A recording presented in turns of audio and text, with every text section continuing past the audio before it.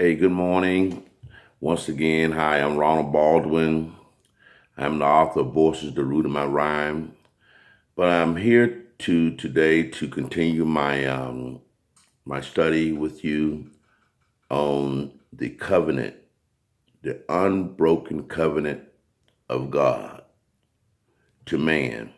And we understand that so many times we get discouraged, we get kind of in a funk per se, a downtrodden way because we feel sometimes we have no one to really depend on and we really have no hope.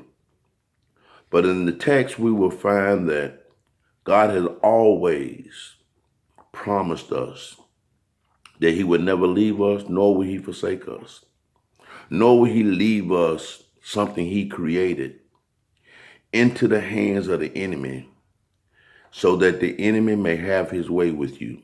That is not God's intentions. So what we want to do today is we're going to continue our study with the unbroken covenant of God, starting in the book of Genesis. We're going to begin at chapter 9. This is right after Noah had made a sacrifice unto God in verse 20 of the previous chapter, chapter 8, where he built an altar, he gave a burnt offering, and God's nostril received the smell of the sweet savior of that burnt offering. And as we picking up from where we left off on yesterday, that the Lord said in his heart that I would not again curse the ground anymore for man's sake. Now, God said that. He would never again curse the ground. We see that we have harvests all around the world, feeding millions and billions of people. And these harvests that we feed and we make material and we clothe ourselves and we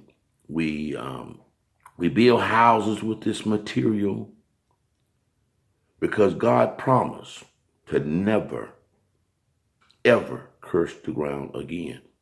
So that's why we have abundance in harvest. Our gardens we plant and the things that we see, the lush forests and things of that nature. And we wonder why the enemy is so upset. We wonder why these forest fires and the burning of the homes and destruction of the people's property and their lives with these fires. Satan trying to keep God from keeping his covenant. But he would keep his covenant with you. So we're going to get started here. And we're going to begin at chapter 9 and of Genesis. And God blessed Noah and his sons. And he said unto them, be fruitful and multiply and replenish the earth. And the fear of you and the dread of you shall be upon every beast of the field, of the earth, and upon every fowl of the air, upon all that moveth upon the earth, and upon all fishes of the sea. Into your hand are they delivered.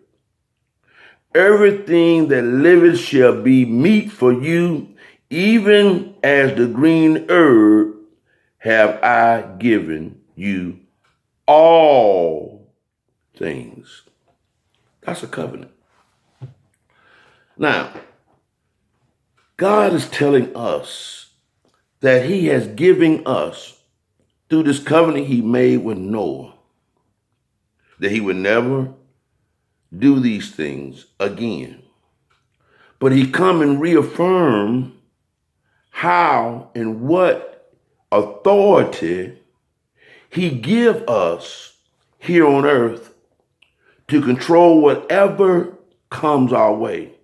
In other words, If you follow this word, you create God's destiny